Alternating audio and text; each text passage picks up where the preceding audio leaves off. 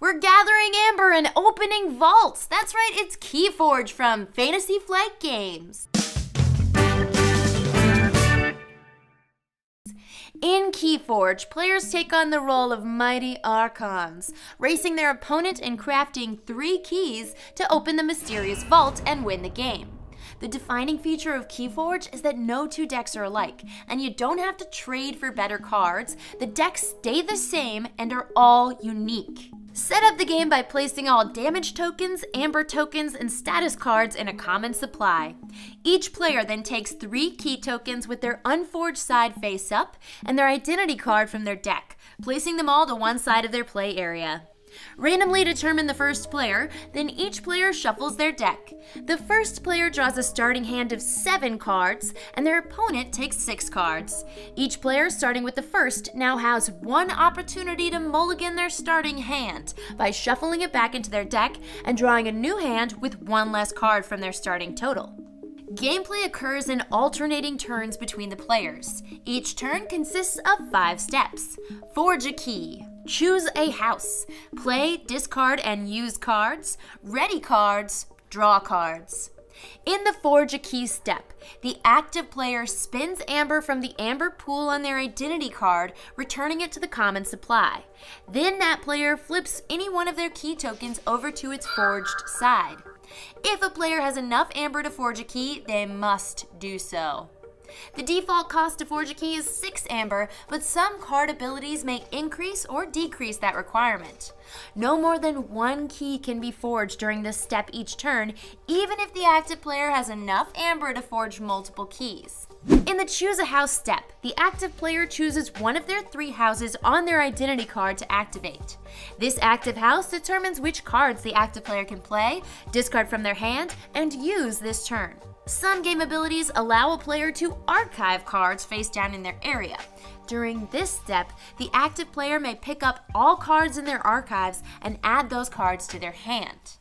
Next, in the Play, Discard, and Use step, the active player may resolve or play cards of their chosen house. The card's icon in the top left determines which house they are from. The houses include Brobnar, Dis, Logos, Mars, Sanctum, Shadows, and Untamed. These cards can be played, discarded, or used in any order as chosen by the active player.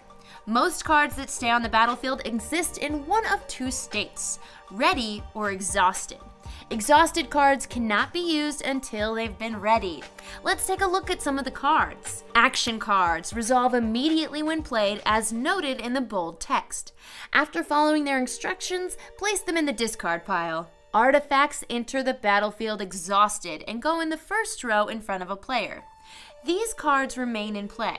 When using artifacts, a player may activate and resolve any house card that says Action, or a card from any house that says Omni.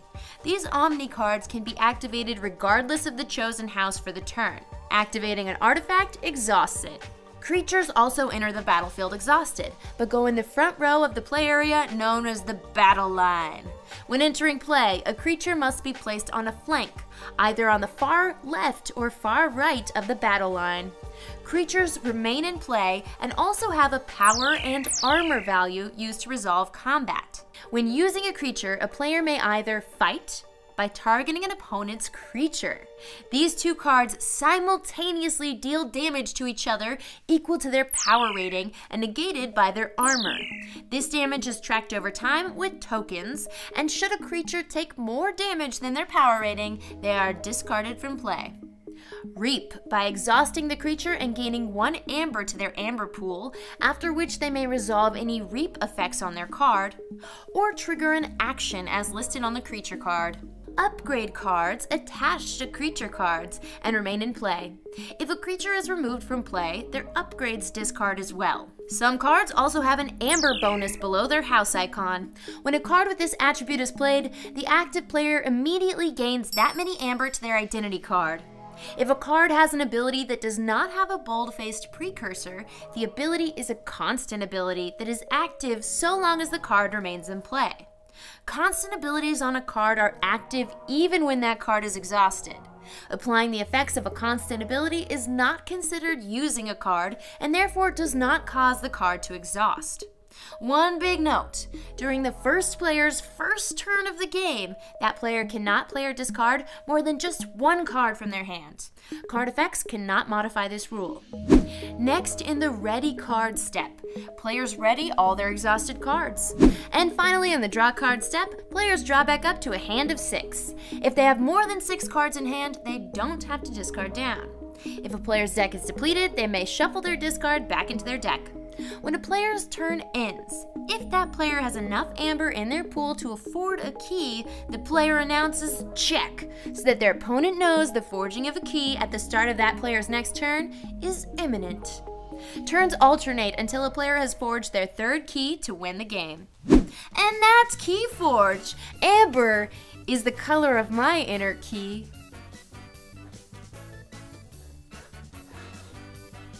You can watch me and my friends play this game and other awesome games on Game the Game right here on Geek and Sundry.